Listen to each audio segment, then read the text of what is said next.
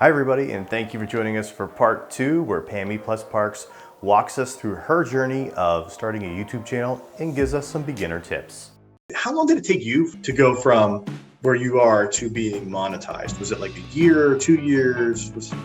I'm trying to remember. I think the monetization was you had to have 400 subscribers, and it really only took me a few months to get there, which is outstanding. Really That's outstanding. off the charts. Quickly, but I'll maybe share with you a little later in this video, like exactly how I was able to get to that quickly. But I will say that at the time I was going through it, getting that first 100 subscribers felt like absolute agony, and like I would never have 100 subscribers. And then I got to 100 and I was only focused on getting to 500 or 400 so I could be monetized. And then once I got to 400, I'm like, oh, I've got to get to 1,000. And I just constantly had a goal. For me, it was because, you know, the information I have helps people. It can help them make the most of their travels and their life in general. And I wanted people to have the information as quickly as possible and to have as many people see the information as possible. It wasn't so much a vanity thing for me. It was really more of like, hey, I actually have something that I can give to people that will help them. And I want to make sure as many people see it as possible. But I had to learn to pull myself away from that and not focus so heavily on like subscriber numbers and stuff, because they fluctuate all the time.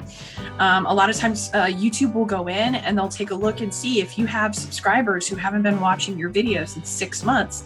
They'll pull them from you and you might lose 50 subscribers in a day or 100 in a day.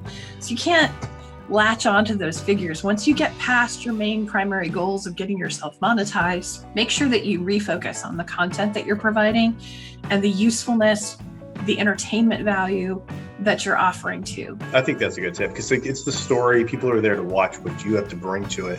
And you're very entertaining, and no matter what you do. I mean, even when you were on your cell phone, I thought they were good.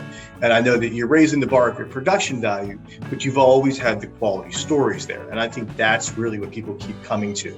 You've actually kind of worked a little bit on some different platforms, and that actually helped you gain your base, but also really kind of bring in those subscribers who wanted more, needed more, and it really kind of built a community around it. Can you talk about like what channels you're using and how that kind of evolved? So what happened for me that caused the most amount of growth was Facebook.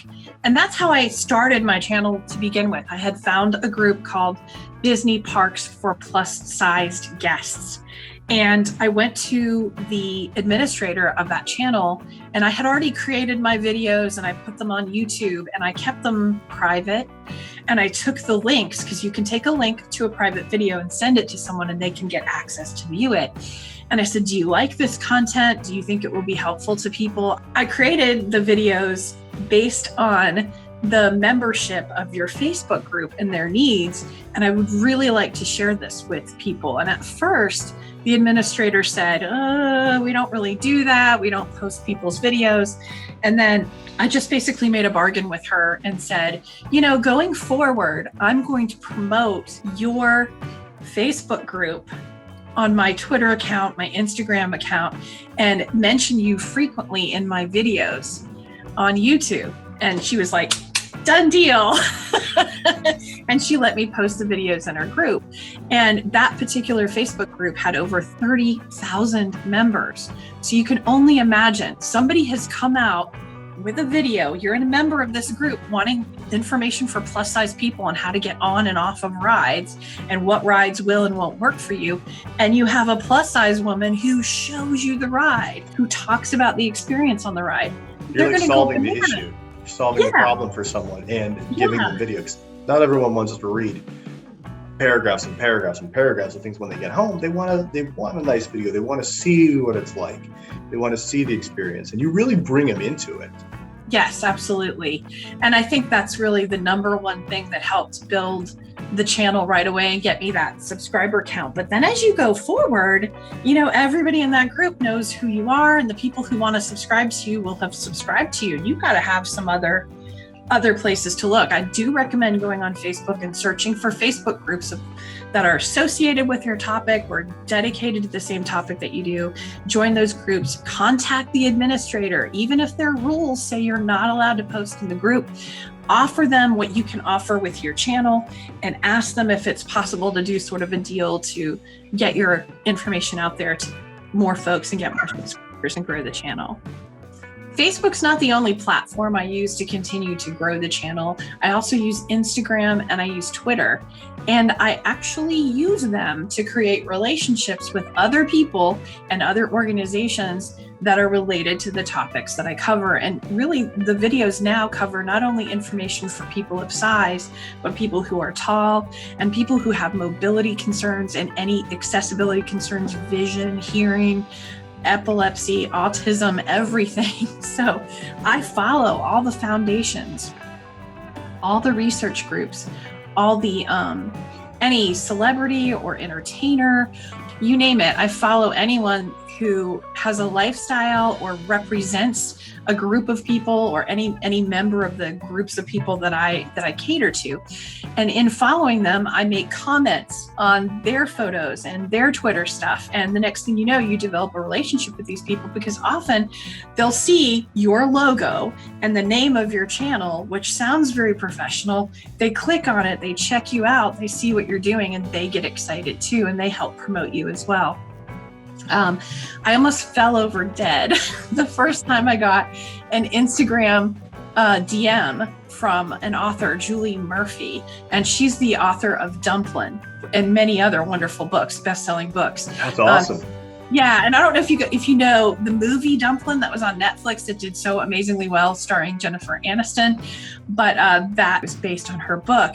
And when she reached out and said to me, "I think you're amazing. I love your channel," I almost fell over dead.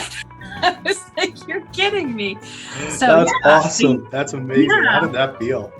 It was the most incredible thing to have someone that's like a hero to me that I admire, that I think is amazing. Like I'm almost crying right now thinking about it, but I cried. Like I totally cried. It was so amazing. I mean, that's really like the power of like YouTube and social media these days. If you really want to build something positive in a group and meet people, you don't have to travel to some other crazy place and go, "Hey, I'm this person." They may just reach out to you because they like who you are and they like what you're into. And that wouldn't have been possible before had you not used these platforms to really grow yourself.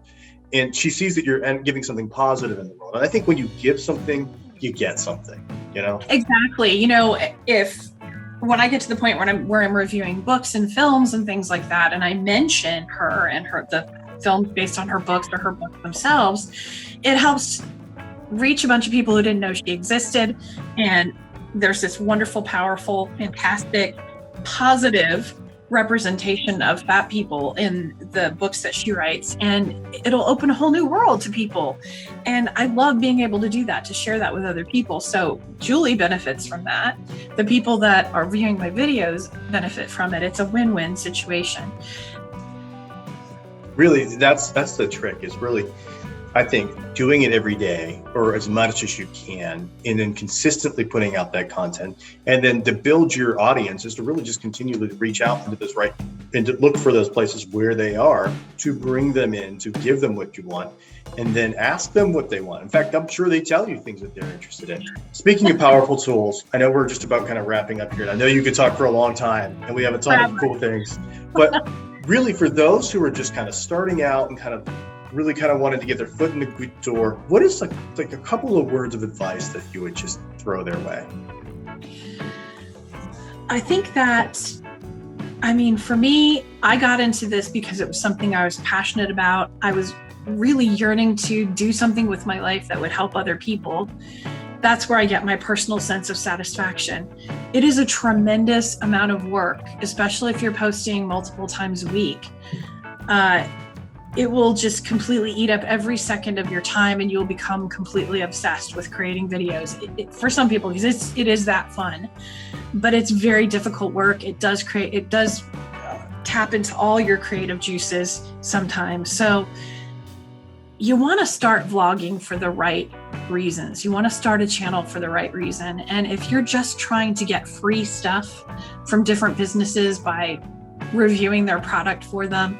If you're just trying to get as many subscribers as you possibly can because it makes you feel good to have a lot of subscribers, then you're really not going to last very long. You won't have the stamina to continue your channel. It's just not going to work. You need to find something that you feel really passionate about, that you know can help other people, and take a look at what's going on in videos. Research, go on YouTube and see if there is anybody else creating videos like yours on the same topic, but find a better way to do it. Make them more informational, make them more dynamic, make them more entertaining. And then, you'll get the viewers. It will grow. It will take time. It will be slow for some people, very slow at first. But once you start going, it just grows. It kind of snowballs. So if people can see your passion, they can see your dedication. So if it's not there and they can't see that in your eyes, they're just not going to watch your videos. So make sure you choose your topic.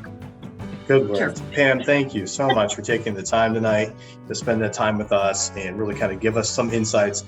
Everyone, again, Pam's information is below in the description. Please go ahead, take a look, see what she's done, see what she's accomplished. This channel started from from nothing, and Pam has grown it into something. It has a positive message for a lot of people. And so hopefully some of this information can really inspire you. Take a look, get inspired, and see what she did. And I'm really excited about what you've done. So if you have interesting topics, please drop them below and we'll take a look at those too. Thank you so much. Thanks for having me. Thanks for coming on. I enjoyed trying to share my mistakes and the things that I did well with people, because I really want to see folks get out there and make videos and share them with other people and share your passions and share your dreams with everyone, because you can help